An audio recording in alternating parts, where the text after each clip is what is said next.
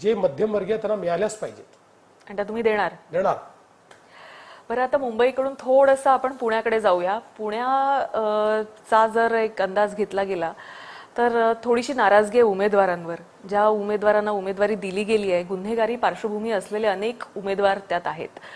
ह्याच्याशिवाय पर्याय नसतो का? आमच्या पक्षात नाही दिली आम्ही. नाही, ही सगळी जी काही उमेदवारी दिली गेलेली आहे ती खरं म्हणजे मला अतिशय आश्चर्य वाटतं की अजितदादांनी असे उमेदवार का द्यावे. म्हणजे एखाद्यावर राजकीय गुन्हे आहेत हे आपण समजू शकतो, खून, दरोडा, गँग वॉर असे गुन्हे असलेल्या लोकांना आपल्या पक्षाचं अधिकृत चिन्ह देणं हे अतिशय चुकीचं आहे. मी त्याच्यावर माझी नाराजी प्रकट केली आहे.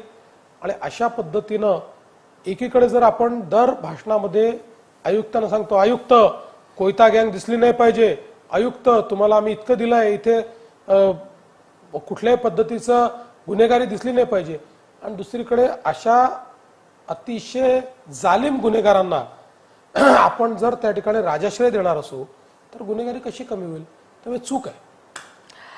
आणि पुण्यासारख्या भागामध्ये जिथे पुणेकर हा उच्च शिक्षित आहे त्याच्यावर अशा पद्धतीचे उमेदवार लादणं हे एकदम चुकीचं आहे. आणि मला असं वाटतं की निश्चितपणे पुणेकर त्याचं उत्तर देतील. सिव्हिक सेन्स थोडासा कमी पडतोय का आपल्या? आहेच. तेव्हा याच्यात मला असं वाटतं की काही दुमत नाही, सिव्हिक सेन्स कमी आहे. मला असं वाटतं की पुढच्या काळामध्ये आपल्या अभ्यासक्रमामध्ये अधिक सिव्हिक सेन्स डेव्हलप करण्याच्या संदर्भातलं करिक्युलम हे सामील केलं पाहिजे. अतिशय रिव्होल्युशनरी असा हा निर्णय असेल मला असं वाटतं. कारण आपण ज्यावेळी बाहेरच्या, मला असं वाटतं आजकाल बरेच जण हे परदेशांमध्ये जात असतात, तिकडचे रस्ते पाहून प्रेमात पडतात त्या रस्त्यांच्या, कारण ते स्वच्छ असतात, चालायला जागा असते. मुंबईत चालायला जागा नाहीये. इतके 99% मला वाटतं फुटपाथ